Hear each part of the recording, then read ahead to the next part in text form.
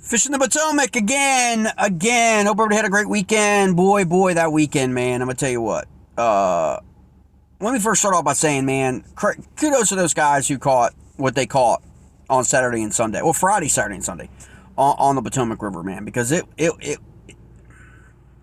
just didn't set up very well for what you would think for a May.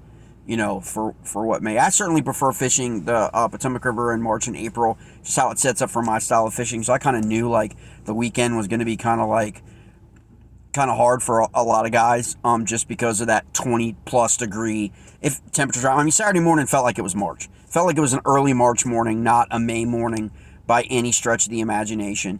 Mind you, there were tournaments going on the Potomac River on Friday, on Saturday, and on Sunday. And in between that, bookended between that, you got a Major League Fishing the BFL event, had a plus 168, I think, 168 some boats out on the water. And that's normal. That's the Potomac River. And so you always have to, like, deal with, with that, especially if you're a tournament angler on the Potomac River this time of year, with just events back to back days this time of year. But last week, Monday, Tuesday last week, we were like 84, 85 degrees. The water temperature was like in the low 60s. I think it was like a 62, 63 degree water temperature. And then with that cold front, the bottom fell out, man. And it was like 20, 25 degrees colder. Water temperatures today bounced around in the creeks on the Virginia side from about 58 to 60 degrees. And so that to me, I actually think that that's low. I mean, that's below 60 in May. I think last year we were already like at 62, 63, 64 consistently. I have to go back and check the log for that. So it's not really shaped up the way I think a lot of people intended or thought it was going to. Certainly was a struggle at the end of last week to really get bit. In a lot of the areas, again, because you've got a lot of pre-fishing and you've got a lot of tournaments going on, a lot of those known areas are just full. They're chock full, and they're full for the week. Like right now, we got an event coming up Saturday. Again, another BFL event on Saturday. And today traffic was probably moderate. Was definitely heavier last week going in Monday, Tuesday last week. I'll see what it is tomorrow for this next event. I'm sure it'll pick up here in the Middle Lake. So you basically have the river, getting hit Wednesday, Thursday, Friday, Saturday. Okay, I'm not aware of any other events on Sunday this weekend, but there usually is always a club events, that going on. And the new series just started up was on Friday, and I think 16-7-ish won the BFL event on Saturday, which I know a lot of people would think that's not really a big weight for the Potomac River, and it's not. But with the conditions that existed, with the wind and the drop in temperature, 25 degrees, that's a good limit. I mean, I can tell you that right now, that's a win. Most guys, I think in the top 50 of the event, had about 12 or 13 pounds. So that tells you right there. If you go and look at that, I think like the top 50, 55 all had at least 12 pounds.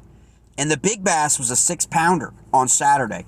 Big bass on Sunday was a 7.2-pounder. Not sure what that big bass was on Friday. I'll have to double check that. But yeah, it's just been like one of those crazy deals. Definitely not really getting bit at all at the end of last week and the weekend. Can get frustrating, especially when you're on a top fishery like the Potomac River. And then seeing, the bottom fall out when you when you have a pattern figured out or you're talking to people. It's good to see that a couple guys that I talked to a week or so, 7 or 10 days before the event, got on fish in some new areas. It's always great to introduce some new areas that aren't really known. Aren't the basically where every tournament angler knows to go when they come to the Potomac. So that's all really cool. Today I got bit, and you know what? And I know it's been a tough bite. I think it's going to be a tough. I mean, I don't know The water temperature moves back up, but I think they're calling for the water temperature to drop to 57, 58 degrees with these temperatures this week. We're 75 degrees on the Virginia side of the Potomac. Didn't really feel like 75. I could say that right now. And I'm sure the fish behavior is going to be the same way going into the weekend. I think we're supposed to get more rain move in Friday, Saturday again. So that just compounds it. Plus, you got the tides.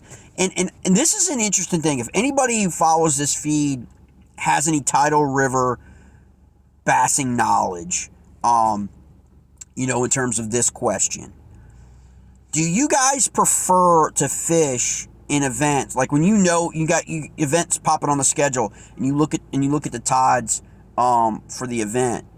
Do you guys like to have that high tide right there in the morning? I tend to prefer to have my high tide. Like today, high tide was at 11:20. Okay, in Aquia and on the Virginia side. Okay, 11:20. All right, by Saturday for Saturday's event, that high tide's going to be like 4:00. So do guys? I tend to like that high tide before lunch. Tend to do better. My style of fishing. But I had a couple guys tell me today that they're actually looking forward to it because low tide on Saturday for the BFL event is like 9:15 or something in the morning, and they like to fish that post low tide, okay, then it basically all morning and afternoon to get back to that late afternoon high tide. It's not really been a thing for me. Like, I just really haven't thought of it. But I had a couple guys today that were telling me that that's something that they like to do, as opposed to that you've got that high tide at 9 o'clock or 10 a.m. after launch at 6:30 ish. And then after that, it goes falling tide level bite versus a rising tide level bite. So anyone has any comments or anything like that, any information they can provide, I appreciate it in the comments, or just hit me up, give me a message. Because it's just something I'd really be interested in studying, and understanding a little bit more, in terms of tournament anglers, how they think about really think about the tides. I mean, most of us who live here are just kind of used to running and gunning the tide and just kind of playing the tides against, the fish, so to speak, because obviously in different parts of the fishery, it's so immense that you've got different tides, hitting different areas from the Maryland and Virginia side all the way up to DC, and you can kind of stay in the high tide zone, kind of running it as you go up. So it's going to be interesting. But the number one bait today, believe it or not, I know you guys are gonna flip out for me if you watch this channel for a blink. Was this little baby right here? Obviously I switched off to the switched off to the grub, but then I also earlier had on custom pour right here. And what I like to do with these custom pours, and just kind of change it up, is I don't like to always peel apart. A lot of these you can peel apart, right, for the flap. I like to keep a solid flap, okay, as opposed to you could peel that off to where it's two separate, okay, legs, arms, take your pick. And then I just think it really gives me a different kind of displacement in the water when I want to stop that chatterbait.